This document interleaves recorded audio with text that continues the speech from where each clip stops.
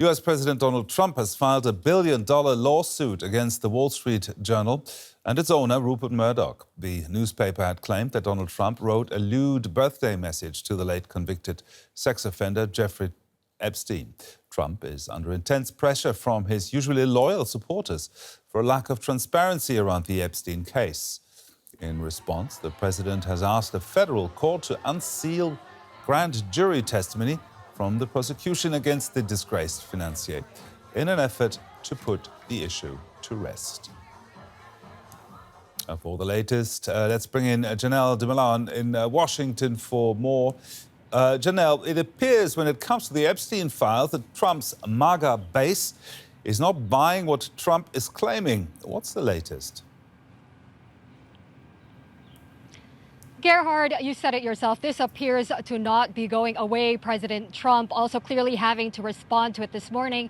We saw a post on Truth Social where he reiterated that he had asked the Justice Department to get that grand jury testimony unsealed. We know that yesterday, Attorney General Pam Bondi already made that request to a federal court. But we could see in that Truth Social post that Trump feels that he has to manage expectations a bit. If I may just read quickly, he said, "I've asked the Justice Department to release all grand jury testimony with respect to Jeffrey Epstein, subject only to court approval." With that being said, and even if the court gave its full and unwavering approval, nothing will be good enough for the troublemakers and radical left lunatics making the request. It will always be more MAGA. So just a bit of context there. We know that President Trump has sought to divert attention from this story by saying that that Epstein list was a hoax created by Democrats. Democrats, of course, have recognized a political moment and seized upon the opportunity to also pile on and call for the release of these Epstein documents. But we know that that does not take away from the fact that it has been the president's own supporters who are the loudest in calling for the release of these documents. Now, the release of this grand jury testimony, will that have the desired effect to calm the disgruntled among Trump's supporters?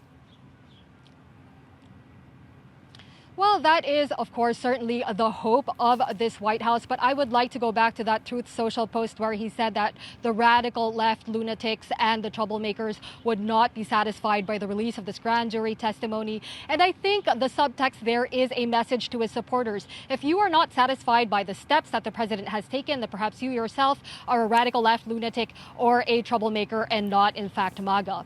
But there's reason to believe that there are a few indications that this might be unsatisfying for anyone seeking more transparency in this case. It could be quite difficult to get court approval for the unsealing of these kinds of documents. They're sealed by design to protect witnesses, to protect victims. Victims, of course, that have been largely overlooked in the discourse of this. We have to keep them in mind. This was a very serious case.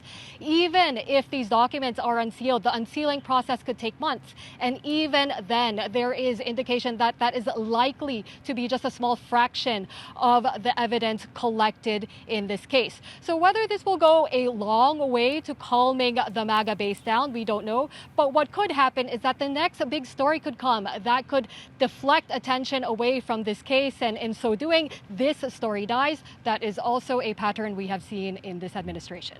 Oh, very briefly, how serious is this for Trump's presidency?